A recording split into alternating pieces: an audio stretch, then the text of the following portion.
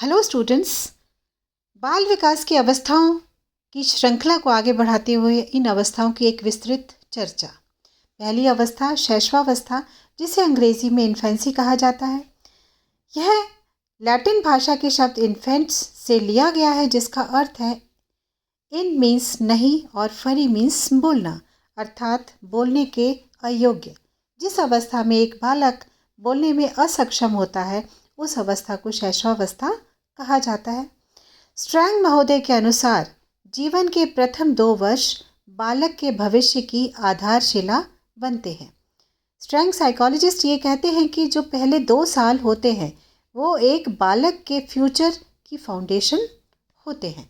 यहाँ पर उनको जो आगे बनना है वो यहाँ पर करीब करीब निर्धारित वो हो जाता है कि वो आगे क्या बनने वाले हैं। So these 2 years, first 2 years, they are very important in the life of a child, क्योंकि यहाँ पर एक फाउंडेशन, एक बालक के भविष्य की फाउंडेशन बन रही है। So this is an important stage.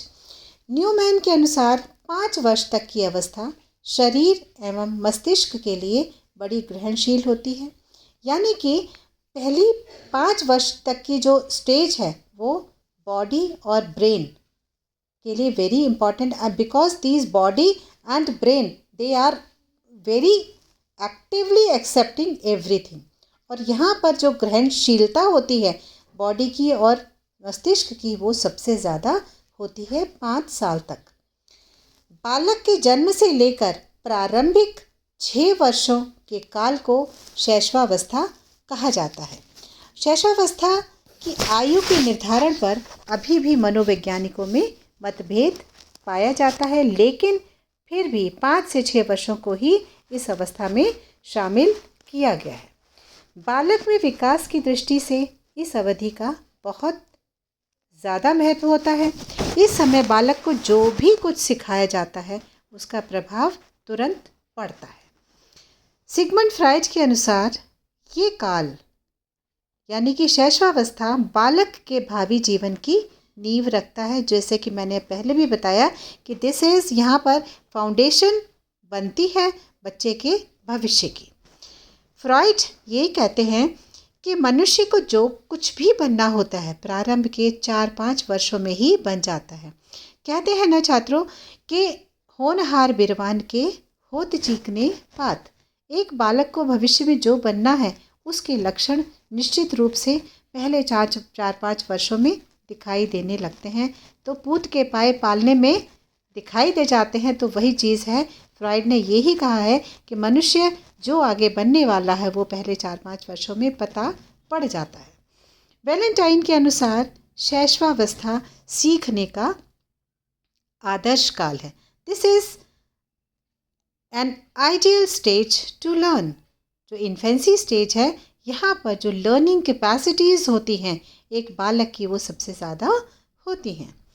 Crow एवं क्रो के अनुसार शैशवावस्था औसतन जन्म से 5 या 6 वर्ष तक चलती है, जिसमें इंद्रियां काम करने लगती हैं तथा बालक रेंगना, चलना तथा बोलना सीखता है। क्रो एवं क्रो साइकोलॉजिस्ट ये कहते हैं कि 5 या 6 वर्ष तक चलने वाली इस शैशवावस्था में सारे sense organs they start functioning.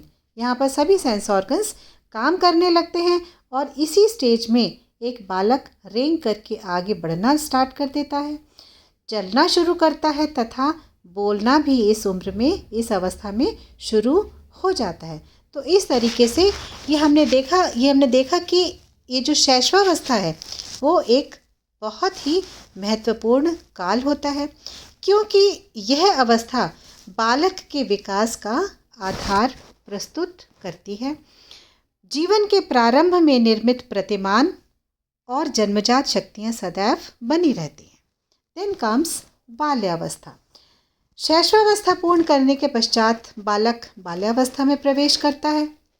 कोल एवं ब्रूस ने इस अवस्था को जीवन का सबसे अनोखा काल बताया है और उन्होंने ये कहा है कि बाल्यावस्था को समझना सबसे कठिन कार्य है, इसीलिए इसे निर्माणकारी काल भी कहा गया है। निर्माणकारी काल मीन्स एक कंस्ट्रक्टिव स्टेज। यहाँ पर एक बालक जो है वो कंस्ट्रक्टिव स्टेज में होता है।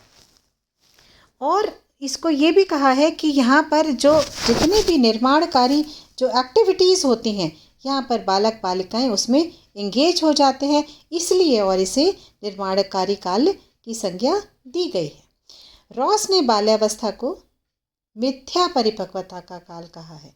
मिथ्या परिपक्वता मिथ्या मीन्स झूठ मूठ, फेक, और परिपक्वता मीन्स मैच्योरिटी। तो यहाँ पर एक बालक बालिका न तो वो बड़ा होता है, लेकिन अपने आप को बड़ा समझने लगता है, अपने आप को समझता है कि वो परिपक्व हो गया है, लेकिन वो बड़ा नहीं होता है। उसकी जो एक्टिविटीज़ होती हैं वो ऐसा शो करता है जैसे कि वो एक बड़ों की तरीके से वो एक्ट कर रहा है। तो इसीलिए रॉस ने बाल्यावस्था को मिथ्या परिपक्वता की संज्ञा दी है, और उन्होंने ये कहा है कि यहाँ पर एक बालक बालिका अपने आप को झूठ मूठ एक अडल्ट समझने लगते हैं। किलपैट्रिक ने बाल्यावस्था को प्रतिद्वंद्विता का काल माना है। उन्होंने ये कहा है कि एक बालक बालिकाएं इस अवस्था में एक दूसरे से कॉम्पीट करने लगते हैं, इसीलिए इसको प्रतिद्वंद्विता का काल किलपैट्रिक के द्वारा कहा गया है। और कुप्पुस्वामी ने कहा है कि बाल्यावस्था में अनेक अनोखे परिवर्तन देखे जा सकते हैं। उन्होंने ये कहा है कि यहाँ पर एक बहुत चेंजेस होते हैं। एक बालक जो ग्रोइंग स्टेज में होता है तो बहुत सारे चेंजेस परिवर्तन उसके अंतर्गत आते हैं, और उसमें जो है वो बालक अपने आप से वो जूझता है। शिक्षा प्रारंभ करने के लिए ये बाल्यावस्था सबसे महत्वपूर्ण स्टेज होती है, इसीलिए इसे प्रारंभिक विद्यालय की आयु भी कहा जाता है, क्योंकि यही स्टेज है जिसमें कि बालक बालिकाओं को स्कूल में डाला जाता है और वो अपनी विद्या प्रारंभ करते हैं। फिर आती है अवस्था किशोरावस्था, जिसको कि इंग्लिश में एडोलेसेंस कहते हैं, जो 12 से 18 वर्ष तक की होती है। यह अवस्था अंग्रेज़ी भाषा के शब्द एडोलेसेंस शब्द का हिंदी रूपांतरण है।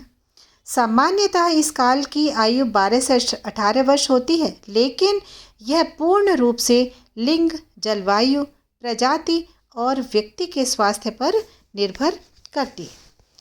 किशोरावस्था शारीरिक परिपक्वता की अवस्था मानी जाती है, क्योंकि इस अवस्था में हड्डियों में दृढ़ता आती है और बोन्स जो होती हैं वो स्ट्रांग होती हैं, और इसमें बालकों को अत्यधिक भूख का अनुभव होता है। और इस अवस्था में बालकों में तीव्र सामाजिक, शारीरिक, मानसिक और संवेगात्मक परिवर्तन होते हैं।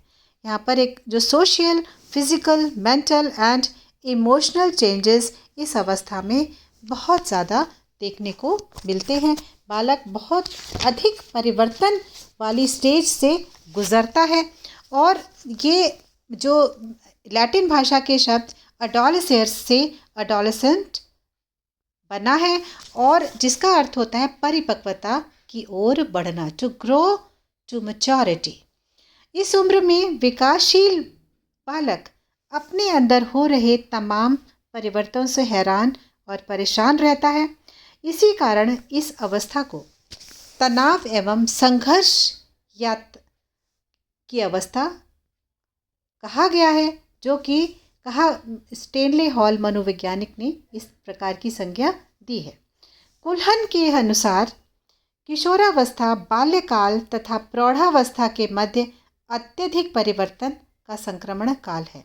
यहाँ पर कुल्हन ने ये बताया है कि जो ये स्टेज है, एडोलेसेंट एज है, वो बाल्यावस्था और प्रौढ़ावस्था के बीच का सबसे अधिक जहाँ पर कि संक्रमण होता है, उसमें वो वाला काल बताया गया है, जहाँ पर कि अत्यधिक परिवर्तन होते हैं, बहुत सारे चेंजेस होते हैं, जिससे कि बालक बालिकाएं बहुत ज़्यादा परेशान और कंफ्यूज्ड हो जाते हैं। They start remaining in a very confuse state of mind, जो कि वो अपने से भी जूझते हैं, न अपने बड़ों से कह पाते हैं, लेकिन वो इन सारे चेंजेस को इसी तरीके से वो गो थ्रू करते हैं।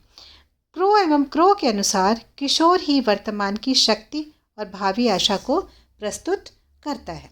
यानी कि हम ये भी कह सकते हैं कि youth represents the energy of the present and the hope of the future. जहाँ पर जो एक किशोर है उसके अंदर एक जो शक्ति है, इस समय की जो शक्ति है, और because he is very hopeful of his towards his future, तो वो उस आशा के साथ में और जो वर्तमान की जो शक्ति है उन दोनों के साथ में एक बैलेंस बनाते हुए वो चलता है। और इस किशोरावस्था में उसको बहुत सारी चीज़ों से दो चार होना पड़ता है।